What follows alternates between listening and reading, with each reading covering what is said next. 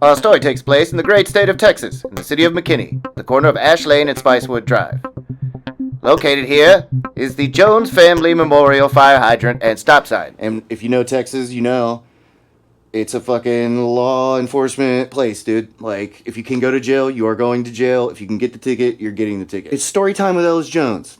We're gonna tell stories from my book, Energy Vandal. Dude, I'm doing this all off the top. That's crazy what recall I have. It's actually my mom's favorite story. I crashed a car and told the cops that a ghost did it. I'm just zoned out. Probably should not do pot when I'm doing these. But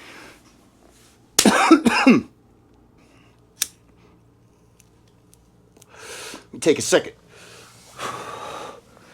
to regain myself. 2007, I was in Texas. I crashed a car, drunk as a skunk, and told the cops that a ghost did it, and I got away with it. And Ellis left that day like every other day, headed to his work at a skate park. He did not yet know that his fate for the evening would soon end right here at a fire hydrant at Ash Lane and Spicewood Drive. Am I gonna go home after we close? Or are we gonna, when we close the park down, stay and skate for a while? We're gonna go out and get some beers? Like, what are we gonna do? So, we're working, and this older guy comes in, beard, and he's like, looking around. I think he bought some stuff and in the skate shop, and he's like, hey, I'm just going around to all the, like, businesses right around here, because we actually just opened a bar up the street, and we were just trying to invite, you know, local shop workers and whatever, you know, to come see the place. And I was like, what, like, so maybe some free beers? And he's like, dude, we're gonna take care of you. And I was like, problem solved. I know what we're fucking doing tonight. So it was like up the hill from the skate park in kind of, I want to say that's like the downtown Plano area. I don't really remember. This is 2007. It's 2025 now. So anyway, I go up, cross over the DART tracks, Dallas area rapid transit, go up the hill, go to the bar. The dudes are so fucking cool. Texas people are the shit. I had not really thought this through, that I got fucking hammered drunk and now I gotta drive all the way back to McKinney, Texas. I jump on my Zip Zinger, forget that the DART tracks are there, that's how fucked up I am, and fall. That kind of wakes me up, sobers me up a little. Hop in my car at the skate park, start driving. I drive home fine. So, I drive home fucking perfectly, okay? And I used to drive big, like, kind of boaty cars, and I grew up on fucking hip-hop videos, like Dr. Dre, Snoop Dogg, and I always liked fucking the hydraulics, but I never had the money to put it in. But I like that whipping the car around kind of feel, letting it boat, you know what I'm saying? Boating it. And that's why dudes in the Bay Area, they ain't got money. They need money for all that fucking Northern Cali chronic. That's why they yoke the car. Gas brake, yeah. It's hey, half the price. It's like hydraulics, but half the price, dude.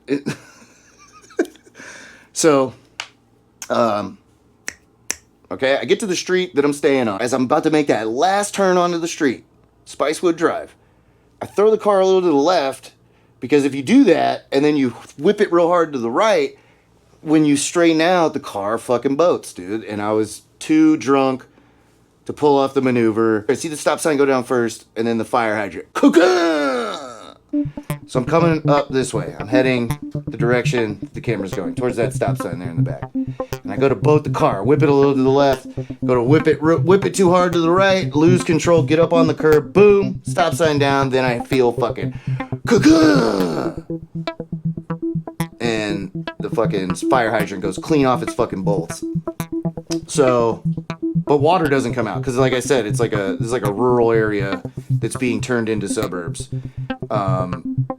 So I get out and I'm like, oh shit, well what the fuck do I do? There's a big streak of blue paint on the bumper of my Oldsmobile, and the like light and fucking grill and everything are all over the place. Stop signs down on the ground, and so I just get back in the fucking car.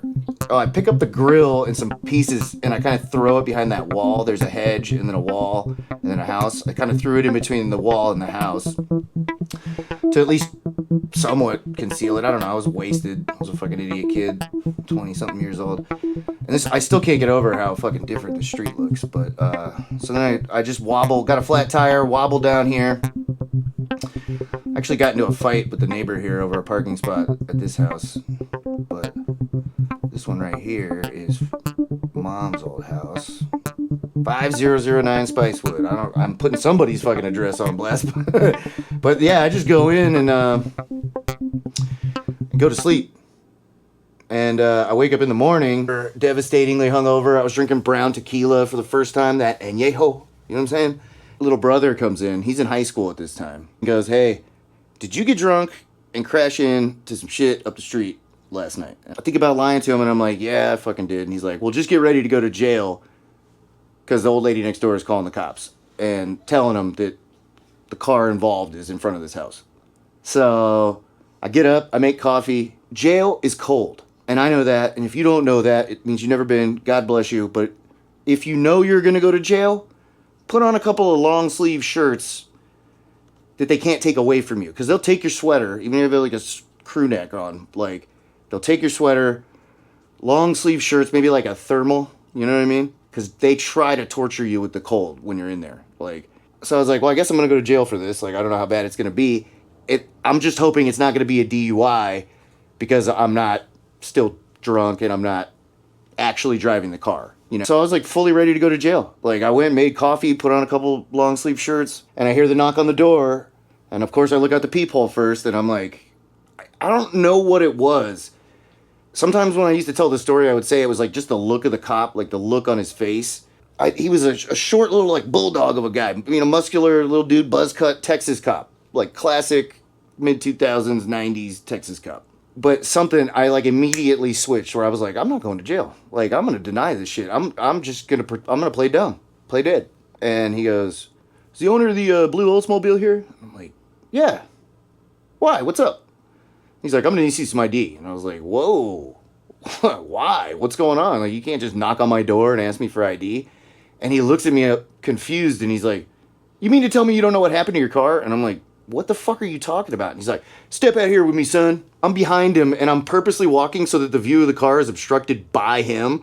So when we get to the car, he moves out of the way. He's like, you're going to tell me that you don't know how paint from that fire hydrant up there got on the bumper of this car. And I'm like, I have no idea. I worked yesterday in the afternoon. I came home. I watched Ghost Hunters. I went to bed. As far as I know, my keys are still in my bedroom. And he goes, are you telling me somebody stole your car? And I was like, I mean, what do you think? Like, I didn't do this. And he's like, sir, car thieves don't return stolen cars. Park them right back in front of the house they took them from.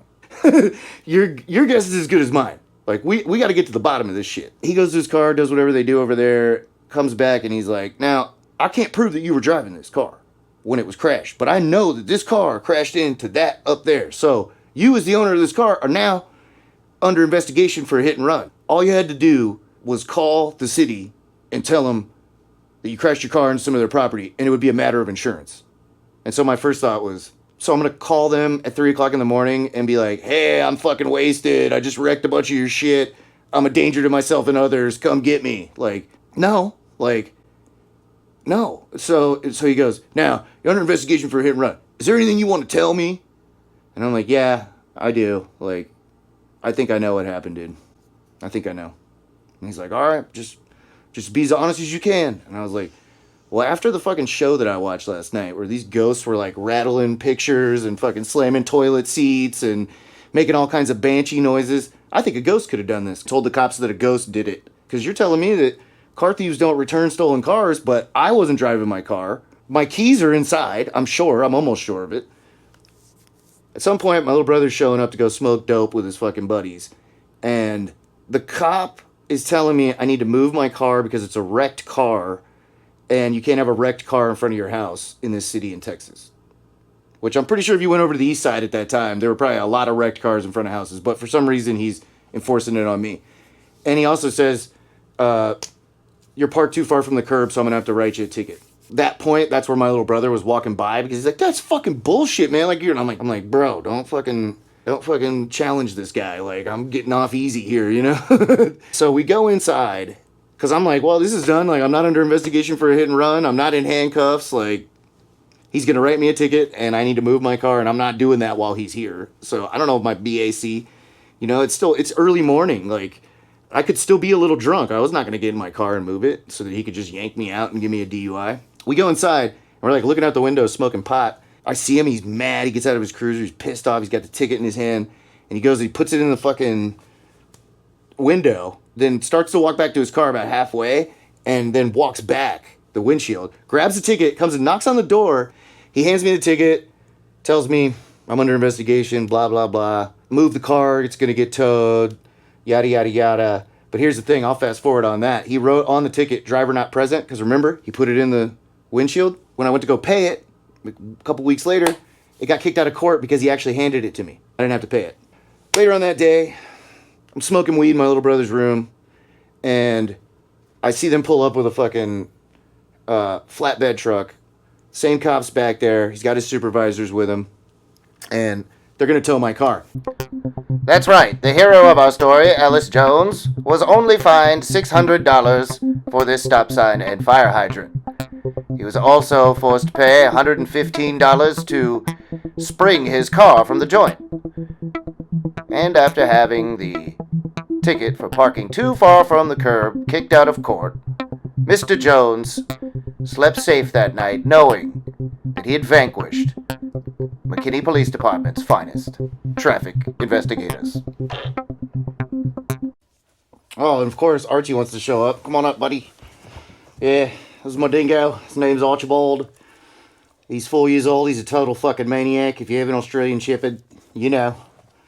They're furry velociraptors. Very smart, but bloodthirsty killers. Go!